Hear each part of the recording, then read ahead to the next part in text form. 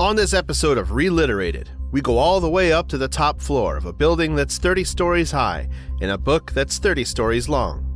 And because climbing all those stairs can be a serious trip hazard, we invited our friend Trip Hazard to come talk to us about our favorite class of strangely normal school kids.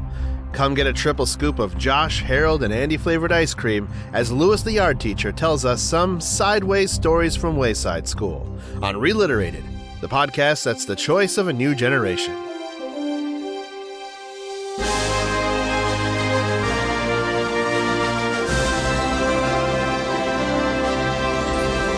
Welcome to Reliterated, the lowbrow book club of grown-ass adults discussing the books read by children in the 1990s, but with 2020's hindsight.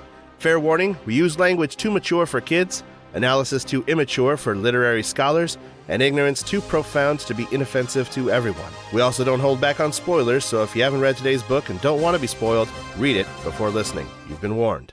My name's Harold. I'm Andy. And I'm Josh. And I'm... Wait, should I introduce myself as a guest? No. Okay. You will sit there like a good guest and wait to be called on. My bad. We'll have a whole bunch of banter before we introduce you, because why? That's Trip. He's here for some reason. I don't know what will welcome him into the show, but I guess here's our guest. His name is Trip Hazard, and he's Josh's brother. Indeed. I thought I was here because I'm the one who recommended this book. Yeah, that's right. Also, yes.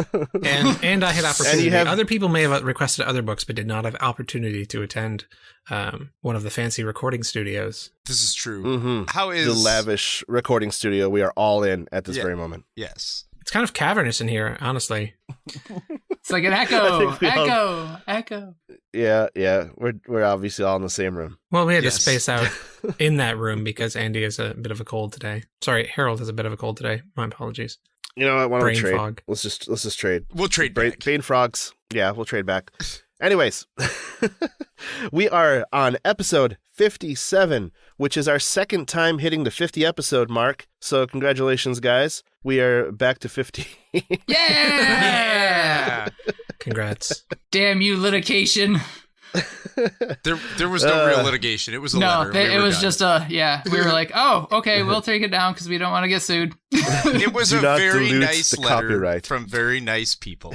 Wouldn't it be literary occasion? Because reliterated. Yeah, literary occasion. Reliterated. We're not here to relitigate. We're Right. here to reliterate. Different episode. And today's episode, we are covering sideways stories from Wayside School by the author whose name is Lewis Sacker, which is a pronunciation that I had to look up and then confirm by listening to the audiobook where he read it himself and used his own name. And makes a little joke. The book was published in 1978, which incidentally is the same year as our last episode, I, Houdini. Our last episode was in 1978? Yeah, our last episode was in the year 1978. It feels like it's been that long. If only you had copyrighted podcasting back then. Oh my goodness. Yeah, seriously. If only I was alive to be able to do it, but nay. But I did the homework. I studied up on it, and it has 3 AR points. So I think I'm gonna look up the accelerated reader values of books from now on. So we're giving ourselves 3 points for reading this book today, guys. Excellent. Ooh. Can we turn them in at Pizza Hut and get pizza? Yes, we can. Fuck yeah. It seems like you should be able to fake a child. Right? I don't have to fake my child. Children. Right, Yeah, so you can fake it for them. Be like, kids, come here, sit down. I'll get you the answers. Yep. You might want to skip sure. to Anna Karenina to get a whole bunch of points at once, though. Pull up the Wikipedia next to it. Boom. Just plow through it. Get your kid into the advanced reader class. You read The Great Gatsby? Damn straight. Now, where's my personal pan pizza? Yeah. It's family This book night. was suggested, requested, whatever, to us by comedian Trip Hazard. Yeah. Why don't you say something funny, Trip? Pants? Still got it. Indeed. Well, it's like you did have those bad jokes. I did pull out I did pull out a notebook, an old one today, and found jokes I had written down. I don't think I've ever performed them, but one of them was I started tutoring a kid named James, and poof, I'm now a gym teacher. That's a super dad joke. That's a pretty good dad joke. It is. So tell me more. Are you a practicing comedian, or do you just tell jokes on Sundays? I'll say I've been paid to perform comedy that I have written. So yes, I'm a paid comedian. It's been a few years just because I feel like something happened in 2016, and the world just became like really strange and surreal, a little less funny to make, stupid dad jokes. And then something happened again a couple years ago. And it was just like, I don't feel like writing. Yeah, because for me, like, the fun comes in thinking of the joke. It does not need to be honed into a 5-minute set the way other folks were like, I have no particular desire for deep and strong stage presence. So it's, the fun is in the writing of jokes. So. Right. Yeah, things got a lot less funny when my son turned 3. I understand. Yeah. That's it. A cloud just hung over the world, and I thought, there's a 3-year-old boy out there, more than I wanted, more than the... Anyways. I'm going to have to clean up my act for that one. Yeah. Just ruined everything. It was a very, very sad pizza night. I remember we went and got pizza. It was a very sad pizza night, and it was just this very confused... Because we're like, it's going to all be over. And then we're like... What? They called Florida? What? Oh, no. What? Did people not see the news the last several years? Oh. I knew. Yeah. Jesus Christ. Fuck Florida, though. It was a very... Oh, goodness. Oh, They're Florida. just all stunted down there. And from a book podcast, just a royal two middle fingers up to Ron DeSantis. Good Lord. Oh, for sure. And all those parents who think they know better and whatever. God I mean, damn. half of the books that we cover, they can't read down in Florida. So Sure, right. Because they're banned. So. Oh, shit. Does that mean that Reliterated might be banned in Florida? I mean... We're too woke for Florida, yo. Well, Fuck yeah. I think I did see, like, some of the school libraries in Florida had to, like, remove all the books, especially because if you're going to follow the letter of the law, right, it was, like, anything that talks about gender. So the word boy or girl, like, those are gendered terms. So you got to take that book out. Right. So the books are just, I assume, about non-gendered robots from here on out. Sorry, kids. Just like the most basic of the children's books where a dog smells a flower or something. Yeah. Oh, it's rough. Yeah. Or I remember reading, state. I used to run State, an after-school program, and in it there was one book that was fun that was like a kid goes to an alien planet and learns about the use of pronouns because the aliens there have to call each other by full names at all times. Like there are you can't even say like, hand me that thing, or he picked it up. It would be like, he picked up the refrigerator, because they had no pronouns of any kind. And so everything had to constantly be referred to by name. And so that was the joke of the book, was like, pronouns are helpful to shorten things. Instead of saying, please hand me the exact object at all times, you could say, oh yeah, go get it. And we all know what it refers to. Anywho.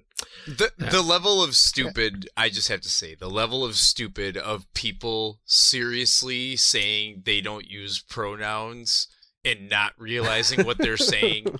Like, if you are that, I'm sorry. Those people are just stupid. There's nothing you can get around it.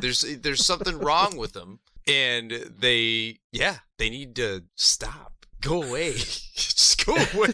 Let people Just use go pronouns. away, please. Let people use pronouns, yeah. It is. I want to prefer Let to us use our pronouns. Let us use them. You.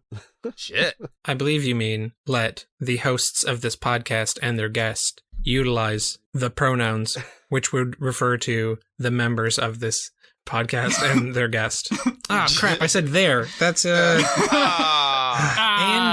today's guest. And today's guest. Yeah, see? So much clearer if we didn't use pronouns. Yeah. Now be. Anyways.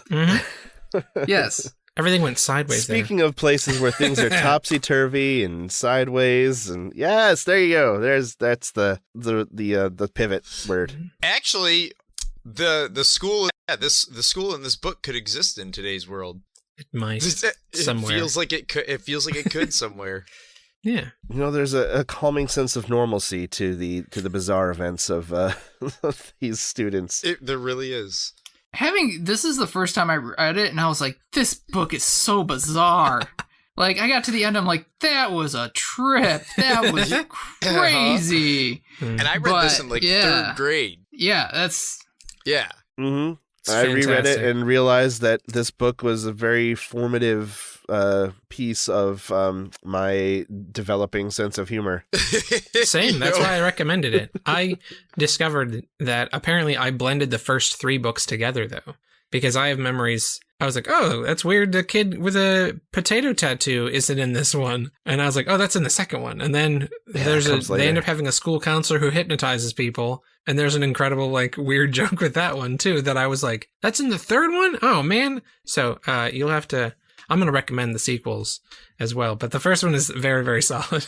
Well, now we have to do them. Mm. Well, Dave, why don't you do the Bob's Your Uncle on this one, and then we can get into just nitty gritty of what this is all about. Sure. Well, let me talk about the author a little bit. We didn't talk about him at all. Sure. We haven't talked about him yet?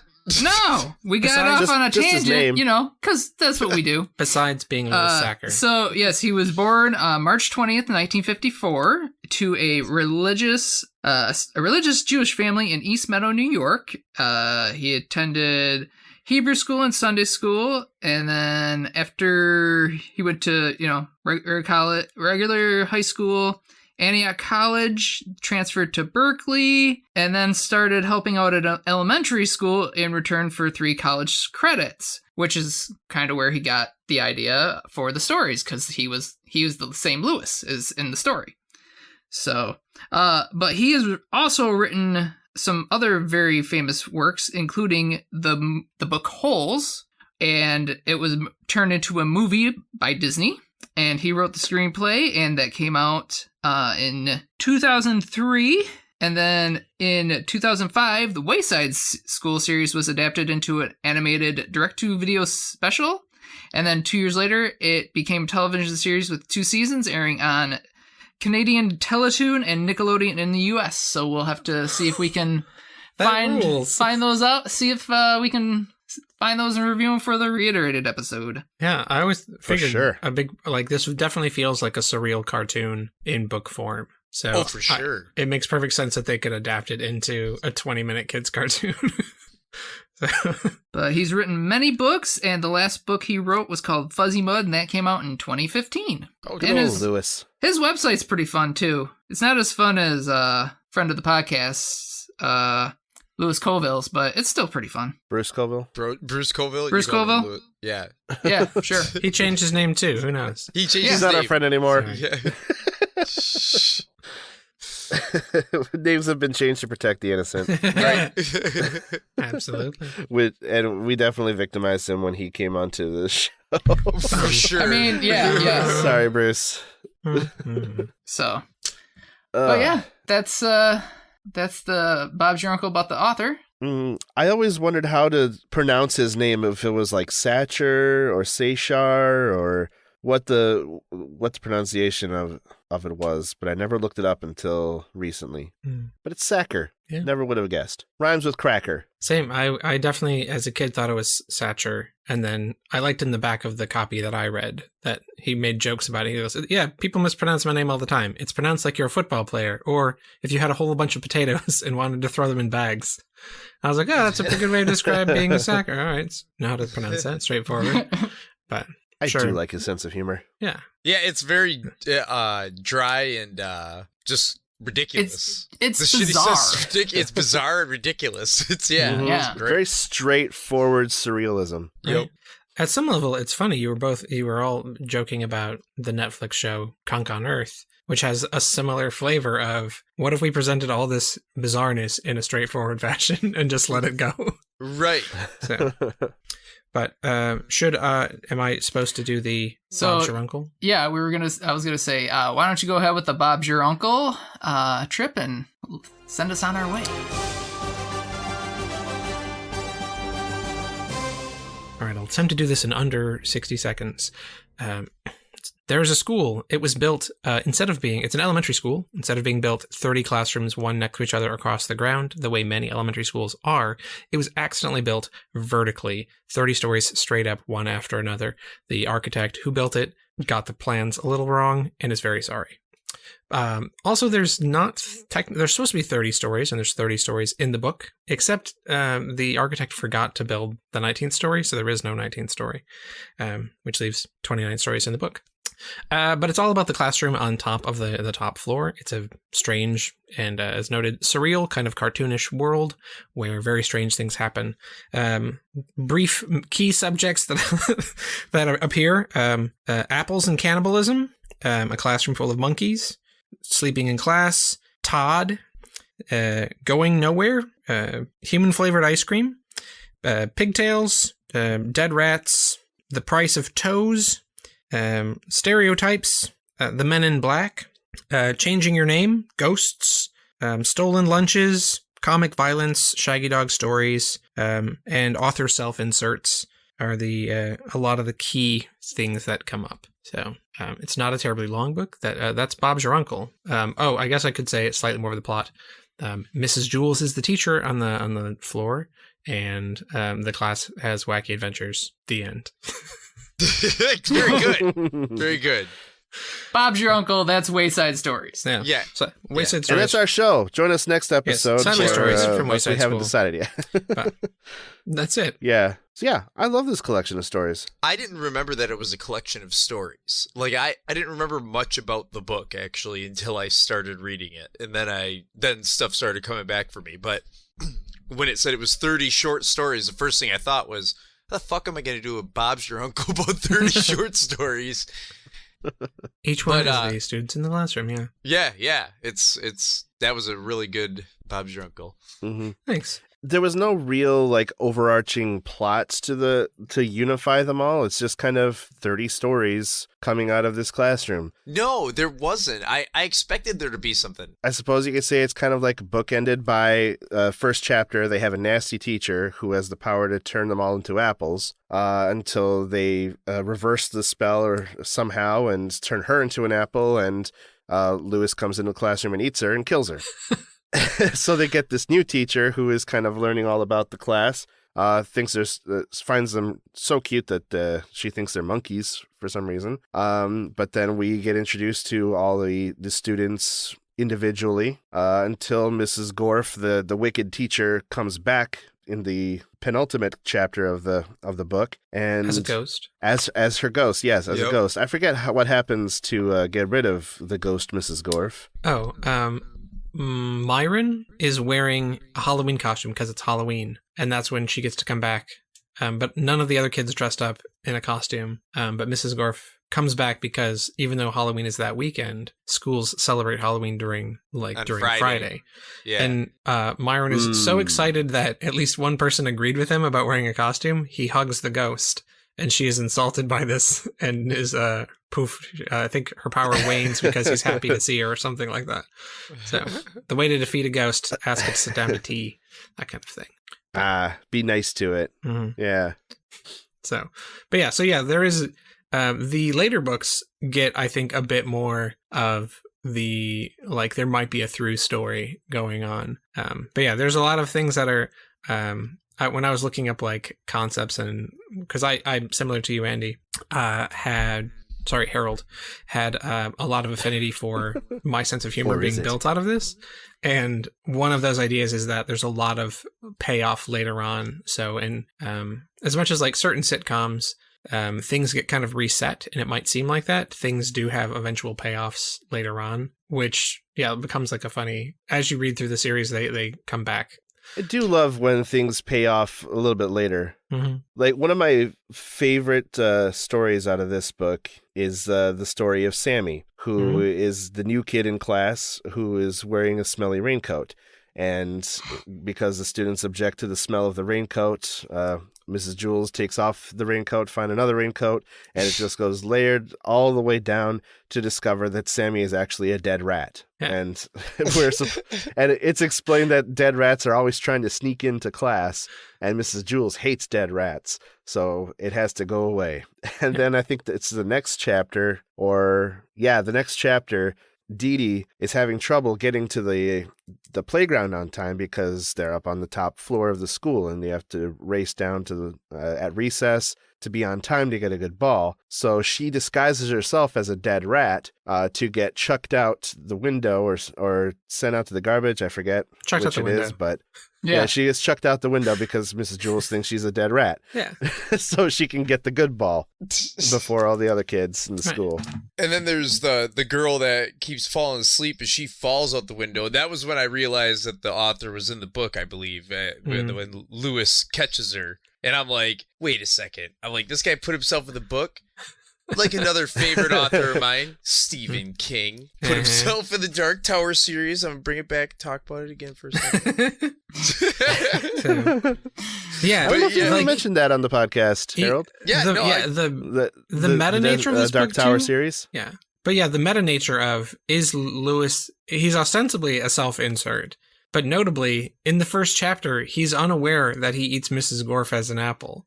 So the author of the book knows that he ate the lady who's an apple, but the guy in the book, who's also him, he doesn't know. It's very, very strange. Yeah. So yeah, that kind of notion of like, I feel like this is the first, I made a note to myself, this is the first time I knew a book was actively lying to me. And wanted me to like know that it was lying. It wasn't trying to hide it. It was like, haha, what if I lied right to your face? Right. So, but it brings you in on the secret, on the lie. Yeah. And it's like it's elbowing you the whole time. Like, these stories are strange, ain't they? Yeah.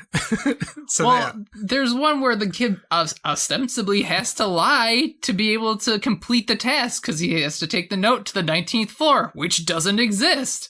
And so he tries all that he can, and then he also forgot the note, and so he has no note, no place to take said note, and so when he gets back, he gets rewarded for it. I was like, okay, this is weird, but all right. Again, this book was so bizarre to me. But he didn't lie, because she said, thanks for doing that, and he said, oh, it was nothing. That's true. He didn't like it. It was nothing. I love that because the note was to notify Mrs. Arves, who is the teacher on the non-existent 19th floor, that Mrs. Jewls was not going to be able to meet her for lunch today. Yeah. So don't have to worry about that. You're not going to get to have lunch with Mrs. Arves. Yeah, you're not going to not... And she won't... Ms. Arves isn't going to show up, so it'll be perfect.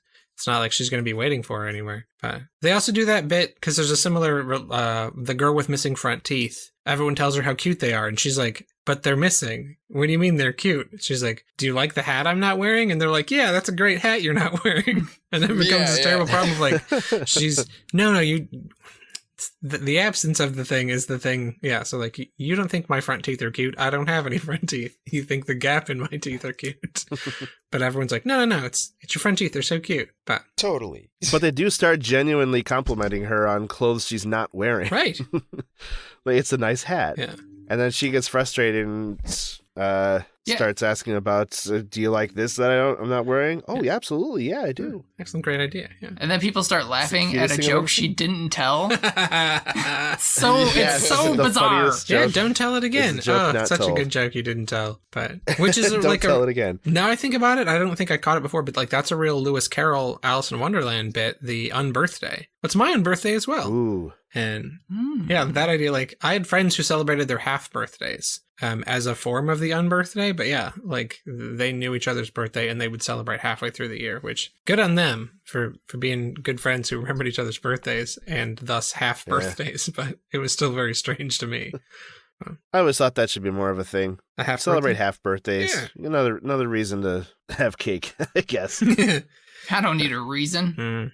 What day is it? Tuesday? Monday? That's a good enough reason for cake.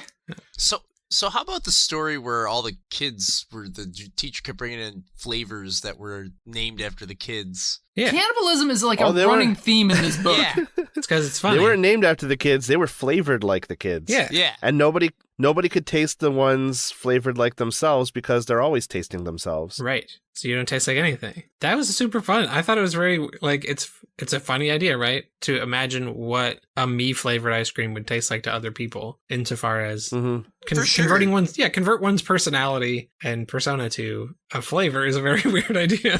Also, that Marisha was like keeping ice cream in her desk and would eat it a little bit at a time.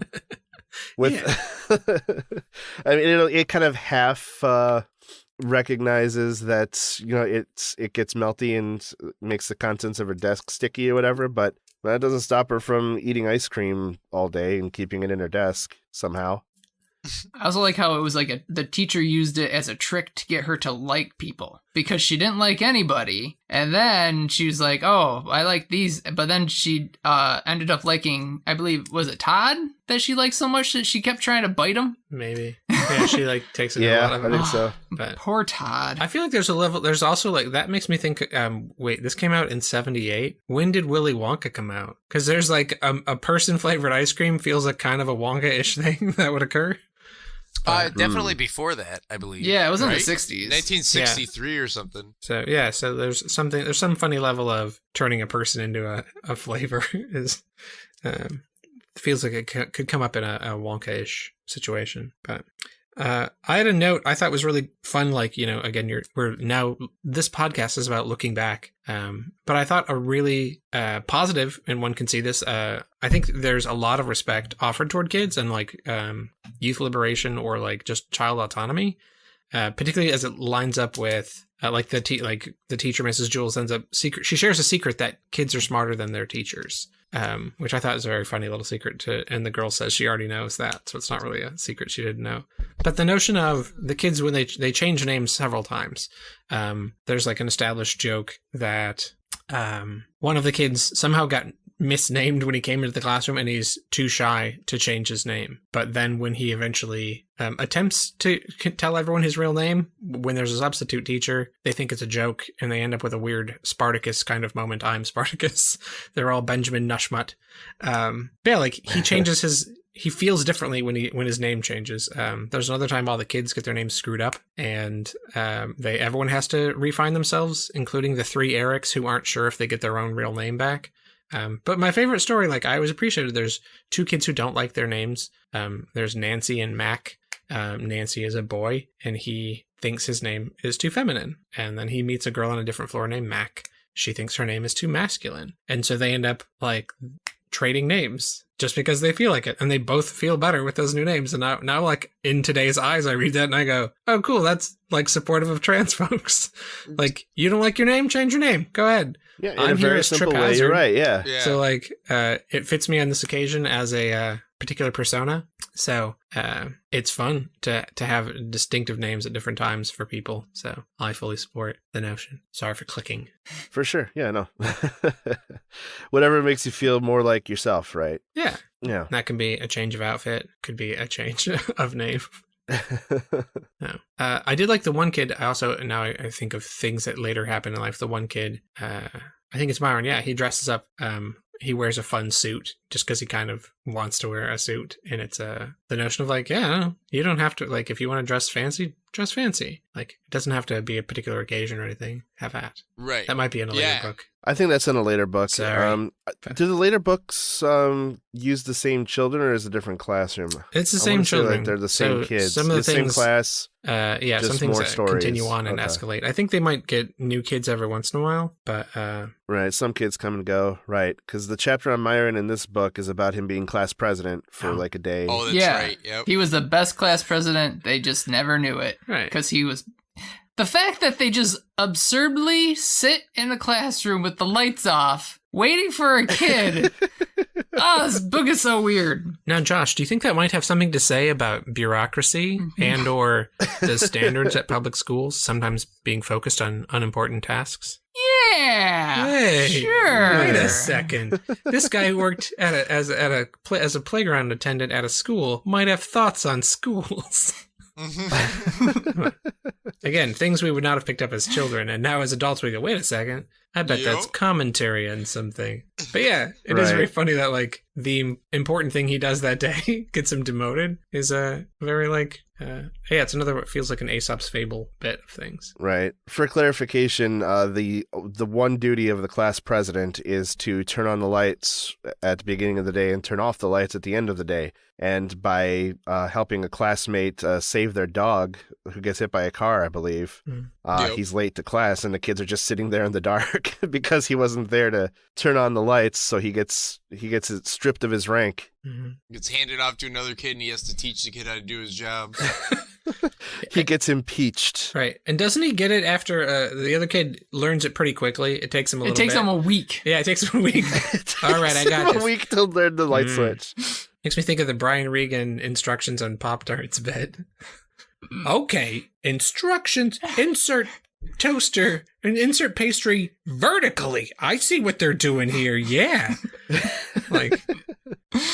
Yeah, it's amazing that it takes a week. But it also feels, I think, I really liked, again, looking back at this now as an adult, there's solid gender parity. I counted. There are 15 chapters with female main characters, and 15 chapters. You said parity, not parody. Oh, yes, parity. Sorry. Not with lots of parrots. Parody. Gender parity. Sorry.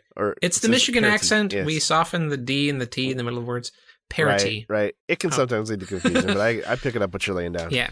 So the notion of the kids, there's no, if you wanted to list out classic, there's one of the Erics is the best athlete. But that's kind of it. Beyond that, the best artist is a girl, but it's not boys cannot be good artists as well. There's no limitation of that. The kids are in no way limited, in their skill sets. It's not that boys are good at math, girls are good at words.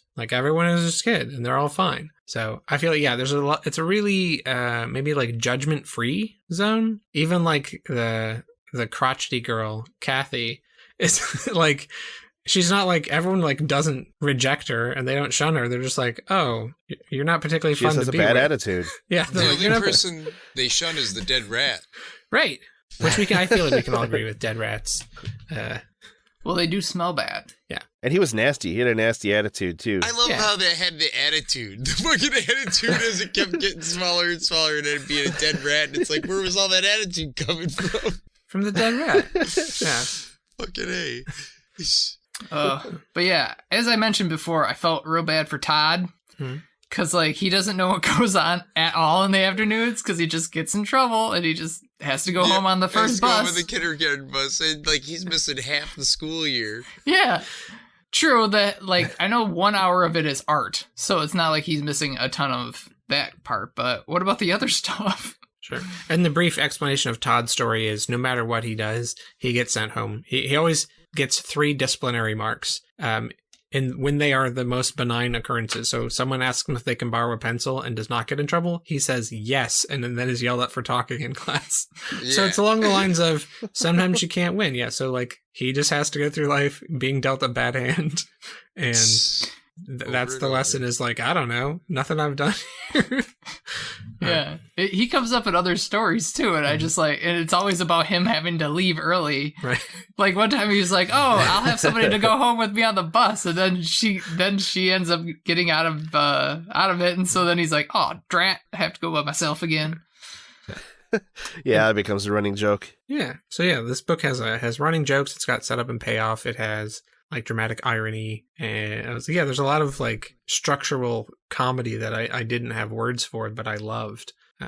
So it's I feel that's a big chunk, you again, Harold said, the idea of formative comedy. I think I had joke books, and I loved joke books. I'd get them at the Scholastic Fair, but this is the first, I think, humorous fiction I read. The notion of this book is intentionally funny. It's trying to be silly versus because this is an early chapter book. I think you said you read it in 3rd grade. I read it in 3rd, yeah. Yeah, so it's a 3rd, 4th grade-ish, maybe 5th grade kind of book. And so that notion of, I guess it felt pretty it felt like my school, right? And there's jokes about, oh, we sent the kids to your school where none of this weird stuff happens, and the other kids think that's terrible. What do you mean you don't get turned into apples? It's a rite of passage growing up.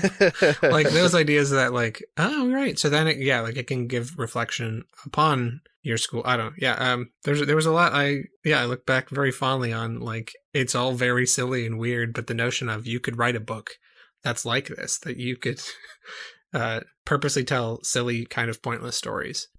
Did anyone, okay, I know certain structural things come up. So yes, the notion of the early bus So we had at our elementary school in the Thumb, kindergarten was a half day. So kids would do AM kindergarten or PM kindergarten, and there was a bus for that. But I never heard of anyone after, like in first grade, you go to the whole school day. So I'd never heard of a kid getting sent home early on it, but it sounded plausible that you would go home on the early bus because I knew there was an early bus. So what about your two fellas' schools? We had half day for kindergarten. Yeah, we had half day kindergartens, but I never heard of it being used as a disciplinary action to send a kid home early. Yeah. That's almost a reward for some kids. Right. Yeah. Plus it seems mean. You'd send a kid home in a half day. Like Punishes the parent, really. Right. So I was like, and they're so little, like, how about give them more time, help them to learn the structure or something? But Well, this was the era of the latchkey kid, so he could just get sent home and he'll be fine. yeah.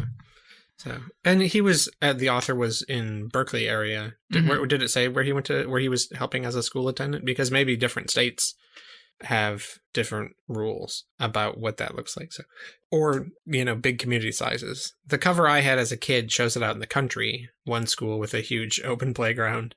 So I assumed it was at kind of like ours, because our school was like on the edge of town. So there was a big open space behind it. I could parallel them in my mind, though ours was only one story.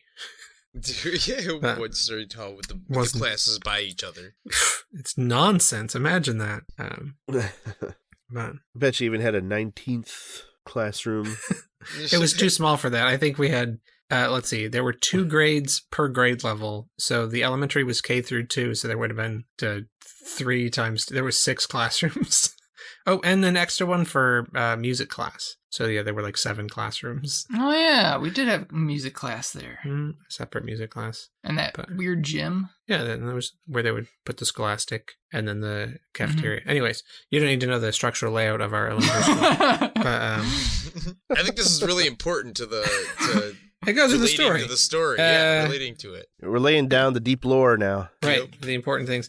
It's funny because there are stories stuck in my head from this that's where I was kind of sad. Like I mentioned, things that they're from the later books, so you'll get to read them there. But you'll if you do, you'll get to have some enjoyable callbacks for previous things. So like the instances of pigtails continue on, that they're a constant temptation to be pulled, but. Yeah, that's. He wanted to tie him up, and she wants you to pull. Yeah, come on, do it. Right, there's good bits. There's consent in this book, so don't pull people's pigtails without their consent. Don't try to kiss somebody who's got their butt stuck to a chair via gum without their consent. That'll freak them out. Yeah, there's a good amount of that ends up helping him. Like he gets unstuck because one of the girls kisses him. It's a bad lesson. When they run out of ideas. It's probably a bad lesson. That is a bad lesson. I don't know. It's just weird. It's not bad. It's not good. It's just weird. Right. Justin, okay, so non-consensual kisses are for emergencies only if you're trying to save someone's life. But there you go. That's like it's the kiss of life. It's like CPR. Right. It's kind of like that. Definitely just like that. Since you both have little ones right now, did you read this to your boys at the time, like right now? Are they the right age for it, or would they be bored or confused? I've read it to my son a while ago. He seemed to enjoy it. I did not read it to the boys, not yet, but I plan to because I enjoyed it so much. Excellent. It's definitely got nice, digestible sections to it. The chapters aren't too long, and you can read 30 stories in 30 days, or actually, you skip right through day 19, because day 19 is just like 3 sentences. There is no Mrs. Arves. There is no 19th story. Sorry. I can hear Bruce in my head just is. Like after hearing a story. What? Right. What? Yeah. Oh yeah, no, he would sit here and ask me all kinds of questions. Wait, how did they? Exactly. I'm like, that's going to be hilarious. Right. How does the teacher have a name? Yeah. Right. If they don't good luck exist. answering the questions that your kids have. Right. When you read it to them. Yeah. Because you're not going to know the answer. That's part of the charm of the book. Right. But I'll say I didn't notice as a kid, but it's very evident now as an adult and reading up on the other ones. The like inverted name, so Mrs. Gorf is very obviously just frog backwards. And there's the joke that the principal's name is Mr. Kidswatter, which is pretty funny. But yeah, so I just thought it was very funny that like later on other adults show up and they all have, there's several more with, because Mrs. It's Walrus is in the library, right? Was that in this one? No. Okay. No, yeah, we don't get a librarian. We get a lunch lady, Miss Mush. Miss Mush, the lunch lady, which just feels like an appropriate we lunch don't meet lady the name. principal. Yeah. We don't meet the principal or the librarian. Yeah, I can't remember. But this does have the great. So I'll as a preview. So in this one, there's mention that they do install elevators, but to keep them all clear, one only goes up and one only goes down, and they work perfectly exactly once. And that is a great joke because I didn't remember that, but I remember in the next one, because the elevators don't work. They're like the principal makes an announcement and says, and it's fun because it like went uncommented upon, so you have to just think about it as a kid. But he's like, all right, there's too much confusion. People are running into each other on the stairs. So we're going to be very consistent. When heading up the stairs, stay to your left. When heading down the stairs, stay to your right. This should resolve it. And then it goes on. And so like, I remember having to work that out in my head and thinking it was hilarious that it doesn't, they like didn't do more to it. They just told you that's the announcement. And I was like, but that principal's stupid. Like, oh man, no wonder they're all messed up. This world is crazy.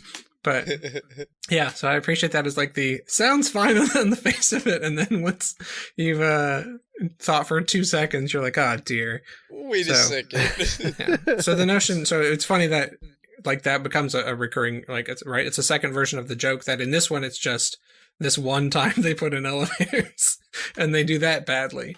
So yeah. This is probably my favorite type of joke to do around people is say something utterly ridiculous that with a totally straight face and wait for someone to go, wait a second, what? It is such a great comedic tool. Do you have a go-to example? Do I have a go-to example? No, not right off the top of my head. Usually it happens in the moment. Yeah, I'm not really How about like when you suggest people change their blinker fluid? Or no, how about this? Whenever somebody makes no-bake cookies, I will say, well, how long do you leave them in the oven for? And they'll go, you don't put them in the oven. And I'll be like, okay, but when you're preheating the oven, what temperature do you set it at? You don't have to use the oven, Harold. That's my go-to. I should recant what I said earlier. That's wonderful. And my favorite one was one time I said, it's like my no-bake cookie joke. And someone says, what's your no-bake cookie joke? And I said, how long do you put no-bake cookies in the oven for? And they went, you don't put them in the oven. And I'm like, yeah, but what temperature do you preheat the oven to? And they're like, you don't have to use the oven. And I'm like, and I looked at somebody and just put my hand up and pointed at them. And they were like, what the fuck, dude? What if I don't have oven mitts? Oh man, I feel like I got a cramp from laughing. I feel like I'm gonna now. Next time I see my nieces and nephews, I'm gonna make no-bake cookies, and I'm gonna insist we put them in the oven without it turning it on. I just go, no, you have to let them like firm up. So we have to put them in here, and then insist you can't do it on the counter. They have to go in the oven without it turning it on, just to see if they get like what. What? They're no-bakes. And then they do it, and it becomes just one big chocolate sheet. Right, that's the way you make these cookies. You have to put them in the oven. You don't turn it on. I said they're no-bake, but they have to go in the oven. Where else would you put them? In the oven, but you don't turn it on. Yeah, where else would you put them? That's how cookies work. That's how cookies are made. Yeah. Yep. Brilliant. That's wonderful. Yeah, that's definitely one of my favorite things to do, and I've gotten I had a stepmom that every time she made them, she would get so irritated with me. I would add, and just because I would just keep the straight face going. It's a good one. We had a teacher in, I think, 7th grade, our math teacher, was notorious for those, like, annoying, sort of dad jokes or just, like, annoying. So he would send kids to get to the shop room and ask for the board stretcher. And he also encouraged a girl who had just gotten her license or something, because he was, like, also around, you'd see him in the hallways and stuff. And he told, so you weren't just a 7th grader or whatever, but a girl who had gotten her driver's, like, her learner's permit, he encouraged her to make sure that, or to see if her car had fuel injected lug nuts. And like, I think he might have pulled the blinker fluid. She's like, that's stupid. I know there's no blinker fluid. But would like fell for other things. And one guy even like they had like a feud. One of the guys in our class was just like, I know this is stupid, but I'm going to do it anyways just because I get out of class. Oh, he sent him to get the key to the batter's box from the baseball coach. Okay. Who was like, was one of our science teachers. So go to his class and ask him for the key to the batter's box. And the guy was like, there's no key to the batter's box, but I like, it's dumb, but I'll go and do it just so I can get out of your class. But yeah, I appreciate the notion of like, I feel like in this world, there would be a key to a batter's box that someone could find it and deliver it where needed. It for sure would happen. No joke. You said key to the batter's box, and I immediately flashed back to the Bionic Bats story where there was a key. So terrible. I didn't play baseball, so until he made the end part there about the no key to the batter's box, I was like, oh yeah, the batter's box isn't actually a box. It's a square you draw on the ground. That's right. There's no key to the tiny square. So you would have fallen for it. I would have fallen for it. Yeah. I don't like sports, so I wouldn't even. Like, I didn't even think about it until the very end. Like, oh shit. Sure, yeah. No, but according to Jonathan Rand, it's kept underneath first base. Yeah. I guess I'll go get it. Sure. Oh yeah, Harold never read that book. What's that? Lucky. Bionic Bats. Oh, Bionic Bats. The non-bionic bats of Bay City. the big ass bats of Bay City. The bionic bats. Yeah. Bionic-ish bat. Awful Bionic-ish. I don't know. Hate it so much. Anyway. I feel like that does remind me. So I know you like Reginald Layover Stein, but some of his books don't feel like they're a labor of love. This book feels like it was, and whoever wrote Michigan Chillers, I don't care about his name. It doesn't matter. But like, they sometimes feel like they're just, putting in the motions, churning out another one, versus this book, especially because like they're all spread out. I think he wrote the fourth one. Like they're like 10 years apart each or whatever. So it feels like he's writing these ones because he really enjoys them. Like, right. I concur. Yeah. I was like, this definitely feels Lewis like there's a lot of Sackard heart to genuinely puts his heart into it. Yeah, I mean, he won the Newbery Award for Holes, I believe. So, right. Yeah. Was that for Holes? I believe it was for Holes. Yeah. I said he wrote Holes. I've never seen it. It's okay. It's got a young Shia LaBeouf. So it's on our list of books to read in the future. I think it's pretty. I think Sigourney Weaver's in it, and yeah, it was fun. I might have to try watching it, but I can't really watch anything with Shia LaBeouf after Transformers 3. I think when the whole movie he was going, "I used to be somebody. I used to be important." Like the whole fucking movie log and all, it was like Shia LaBeouf was at this point in his career where he was falling apart in reality too, and it was just good news. God. Just do it. I remember him mostly as yelling, "No, no, no!" from various films. Like there are supercuts of just him yelling "no" in Transformers versus Tom Cruise running in films or Brad Pitt eating. I think there are Shia LaBeouf just yelling "no." No supercuts. Well, Holes was well before all that happened. Right. He's a little bitty LaBeouf. I feel like it was right after Even Stevens, or maybe even concurrent with Even Stevens. But. Right. This is part of his big break. But before the big break. The big breakdown. The big break. Yeah, the big break, the big breakdown. I used to be somebody. I used to be important. That whole fucking movie. That is a funny character to put into your giant movie about Transformers. Right. Yeah, well, because in the Transformers universe, like at the beginning, he was all in, and then the second movie, they needed him because he was like, but by the third movie, he didn't matter, and it never resolved by the end of the movie. Like, he was still at the end of the movie like, fuck, man. I'm a piece of shit. People just want to see the big robots fight. No one cares about Sam Witwicky anymore. And that's when they got they went to Boston. Call Mark Wahlberg. Oh wow! Look at all this beer. And John Cena. Oh. You know what we're gonna do? We're gonna get somebody that still is somebody.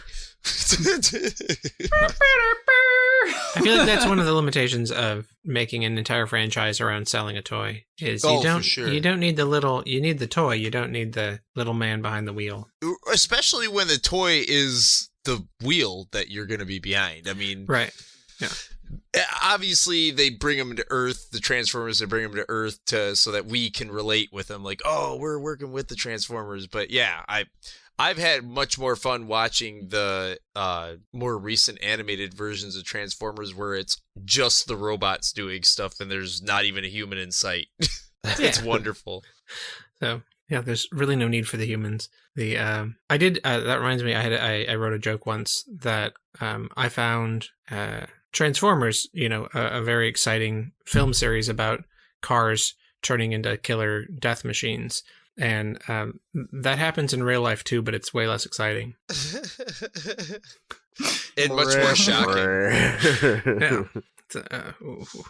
But did anyone have a particular favorite character in this book that you identified with, or a particular favorite story out of the 30-ish? Identify with the one where they were all trading names. I really enjoyed, but that's because, and I remembered it from when I was a kid, but being that my name is Harold, and in my 40 years I've only met one other Harold my age, I always wanted a different name. And so I always was, I'd meet somebody would be the new cool kid or whatever, or I'd go to a school and I'd be the new kid and someone would be cool there, and they always had the coolest names, you know what I mean? And I'm like, my fucking name's Harold, and I immediately had this idea that I sucked because my name was Harold. And the reason that person was so cool is because they had a name like Jared or something, fucking Jared. With a cool name like Jared. Yeah. Did you never consider Harry? Or just old? I do not consider Harry ever. Fair enough. Yeah. What about old? No. No, but I'll tell you what. Too soon for that one. Roldy was one that came out with Harold and Kumar, and I've had a couple people call me that. I'm cool with that one. Roldy, huh? Yep. Interesting. I'm cool with that one, but Wait, people calling you Harold again just because of the movie? No, they call me Roldy instead of Harold. Yeah. I've got people that call me Roldy. Rolled gold. Rolled, all right. Must really like pretzels. Oh, I know where you live, Andy. Yeah, you should come visit. I kind of identified with the kid that had the three boys that had the same name, because literally in my class of 100 people, there were 3 Joshes. And guess what? I was fat, so I didn't get called Fatso, but I did get made fun of quite a bit for my weight. So, but yeah, definitely wasn't really called Josh very often. It was always Has, just always Has, or Hazard. Has. So. Trip, did you get the same thing? People call you Has? No, people did not really call me Has. But I also like that story because it's a fun lesson in stereotypes, because I thought it was hilarious so the brief version of that chapter is there are 3 boys named Eric, and everyone, because their name is Eric, stereotypes them together.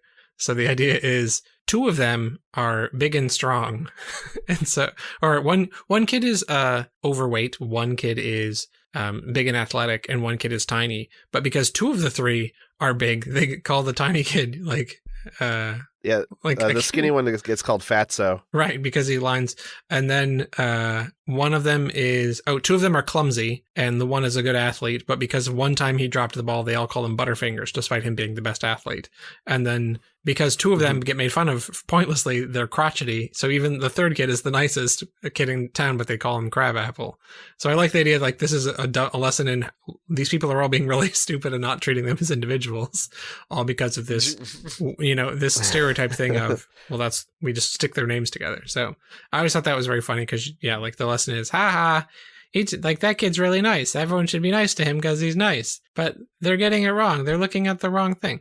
So, what is my favorite one of the stories? I think, the dead rat is definitely the funniest one to me. The notion of they mention it early on that she hates dead rats. The funniest for sure. And then the fact that there's just a weird kid who shows up and you keep taking off all the trench coats. Because I think by this time I was familiar with the idea of 3 kids in a trench coat. Right. And So I was like, all right, there's going to be under the trench coat. But the fact that it just keeps going and then you're like, wait, is a dead rat? So how is it talking? How did it walk into the class? Whatever. Like, it's just a very weird world. It doesn't matter. It doesn't matter. So I think I also really liked the one about Kathy as like a self-fulfilling prophecy. So she's the grumpy girl. And because she has really like low expectations of things, that changes her behavior. And so she gets her like self-fulfilling prophecy. Someone gives her a delicious cookie and she's like, it probably tastes terrible. So she waits like weeks and weeks before she eats it. And then it does taste terrible. Dusty. Yeah, it's all yeah, dusty and she's like, hard. this is terrible. And she's like, I was right. I told and you so it the was notion of be like, terrible. you're right, but you're right for the wrong reasons was a very like funny idea of like, oh, it wouldn't have to be that way if she would like think differently. I feel like about that's stuff. me in my middle ages, my old age. I do a lot of that negative shit. So You that's that's the one I relate to the most. For weeks, is that your favorite chapter? No, I expect it's not my favorite chapter. It's just we were going with the ones that we relate to the most, and I can't think of a positive a way to relate to any of the characters. But if I was going with like realistic and negative, like I mean, Kathy expects the worst, gets the worst. You know, right? Yeah. I mean, that's the way it works. Sometimes I tell you what. Sometimes just having a positive attitude, and fucking pushing through, you end up getting what you wanted, even if it takes a while. Mm-hmm. Anyways, on that note, on that note, I really, really, really want to do another episode. So we should do another episode sometime. Of this? On this Wayside exact book? Of the next book? Reliterated. I mean, well, yeah, in the abstract, just, reliterated in general. We should do it again. We should do this again sometime. I'm planning on doing it again. I just gave you let's money. plan on doing it again. yeah, we just gave you money, dude. We're gonna do it again. we just renewed our hosting on the podcast on, what was it, Podbean? Yeah, we renewed our Podbean subscription for the year, so we better do more of these. At least 3 more. And you guys keep listening, so we're gonna keep doing them, I think. Right? Yes. Yeah, I plan on it. Good. I will continue listening. He's doing his negative Kathy thing. Well, I'm a guest host. I'm not a host. No, you got to come back next week now. Sorry, It's too late. I have an old football injury to my larynx. Next week it's gonna be. But Trip, we appreciate you coming on to the show. We appreciate you being one of our longtime listeners and sending your feedback to us through Josh over the last couple years. Happy 2-year anniversary, by the way, guys. We haven't addressed that on the show yet, but we've been going at this for 2 years. Goddamn. Crazy. Congrats. Yeah. How the time does go by. Indeed. All right. Oh, those missing episodes must be on the 19th story. That's what happened. You're hitting your 50th again. Perfect. They're being held in storage on the 19th floor of Reliterated. It's the 19th story. Yes. That lines up with the... Anyways. Trip, do you have anything official where people can find you if they're looking for any of your material, or do you just kind of do that on the side? I just do it every once in a while. I'll give a shout out to a podcast I occasionally appear on and would encourage other folks to check out. It's called Stab, like to take a stab at something. Usually STAB ! It is a semi-improv podcast. The premise being there are 3 comedians generally who are given prompts. Like one day before the show, they have to write responses for those prompts and then perform them on the show. So it is available on all podcast apps. If you live in California, it's in Sacramento. It's called Stab Comedy Theater is where they base it, along with other comedy shows and improv things they do at Stab Comedy Theater. It's not just that show, but awesome, fantastic. I'm gonna check that out for sure. I've laughed till I cried watching it sometimes. So there are good episodes and there are bad episodes, but you can definitely find the ones with Trip Hazard on and check those ones out for sure, because those ones seem to make me laugh. But then again, I would say they're all very good. Similar brain stuff. So yeah. Awesome. Harold, anywhere we can find you? You're on any podcasts? Other than this one, usually I'm buried. I'm buried in marijuana plants. You can find him out in the weed fields. Yep, you can find me harvesting the weed. I feel like you should rewrite Bon Jovi's "Bed of Roses" in a bed of weed. You down in bed of marijuana. All right, so that's Yeah.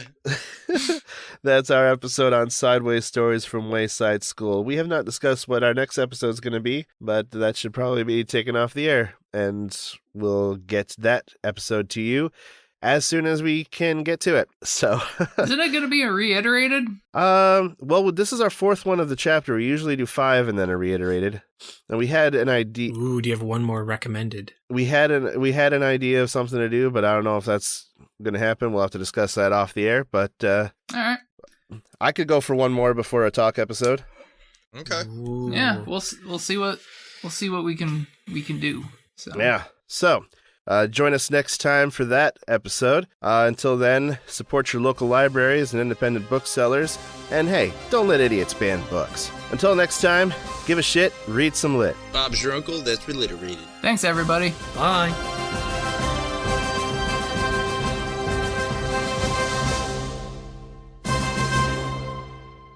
This has been Reliterated, a production of the Chocolate Milk Friends. If you enjoy our show, please consider giving us support by subscribing, recommending us to your book reading, podcast listening, 90s nostalgic friends, and most importantly, rating and reviewing us on Apple Podcasts, Audible Podcasts, and Spotify. Your ratings and reviews go a long way towards getting us in the ears of new listeners. You're also invited to join the growing Reliterated community on Facebook, Twitter, Reddit, TikTok, YouTube, and Instagram. And if you really want to get nuts, we have a Discord too. So Bing us and join us in this nonsense. If you have a book suggestion for a future episode or have questions for us, send us an email at reliterated@gmail.com. Thanks for listening.